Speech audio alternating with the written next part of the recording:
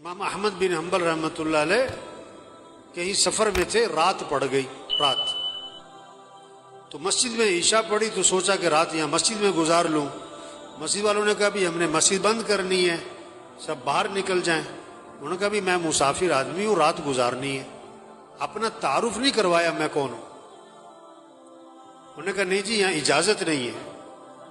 تو ایک آدمی وہ تندور پہ روٹی بناتا تھا، پکاتا تھا، تو اس نے دیکھا کہ کوئی بزرگ آدمی ہے، انہوں نے کہا آپ میرے ساتھ چلیں، میرے ساتھ رہیں آپ۔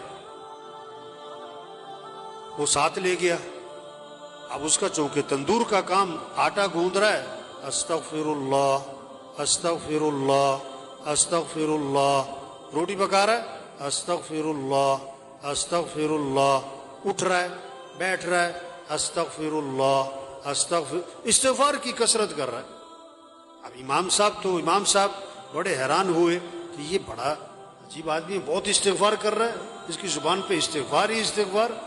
اس سے پوچھا بھائی یہ تم نے استغفار بہت کیا، کہ اس کے کیا فائدے دیکھے؟ انہوں نے کہا جی میرے بڑے مسائل تھے، جب سے میں نے استغفار کی کثرت شروع کی ہے اللہ نے میرے مسئلے حل کر دیے، اور میں جو مسئلہ آتا ہے اللہ سے مانگتا ہوں اللہ میرا مسئلہ حل کر دیتا ہے، میری دعائیں قبول ہوتی ہیں۔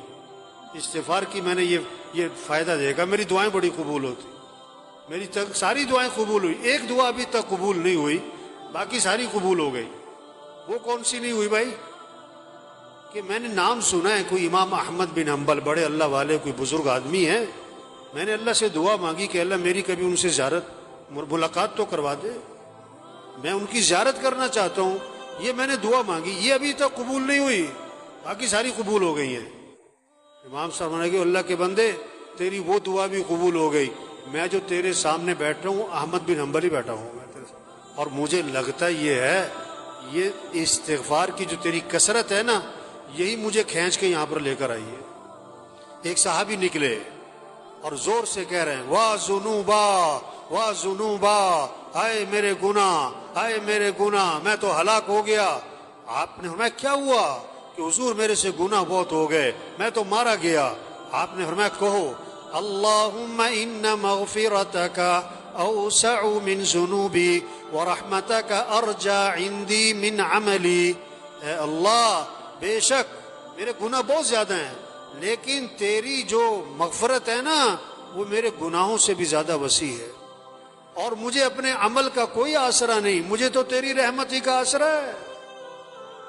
فرمایا پھر کہو اللہم ان مغفرتک اوسع من ذنوبی ورحمتک ارجا عندی من عملی، میں پھر کہو اللہم ان مغفرتک اوسع من ذنوبی ورحمتک ارجا عندی من عملی۔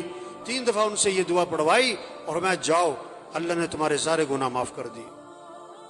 کلکم خطاؤون وخیر الخطائین التوابون، حضور صلی اللہ علیہ وسلم نے فرمایا تم سب کے سب خطا کار ہو اور بہترین خطا کار وہ ہیں جو اللہ سے معافی مانگیں۔ فقلت استغفروا ربکم انہ کان غفارا یرسل السماء علیکم مدرارا ویمددکم باموال وبنین ویجعل لکم جنات ویجعل لکم انہارا۔ استغفار کرو تو کیا ہوگا؟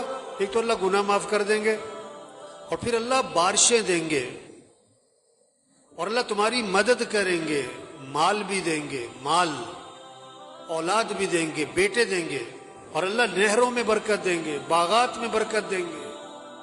یہ اللہ کے وعدے ہیں۔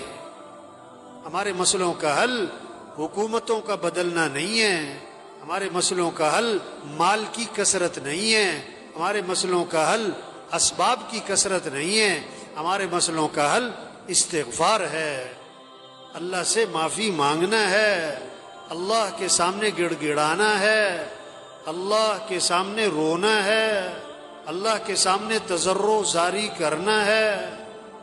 یہ ہمارے مسئلوں کا حل ہے، چھوٹے بڑے مسئلوں کا حل، انفرادی اجتماعی مسئلوں کا حل،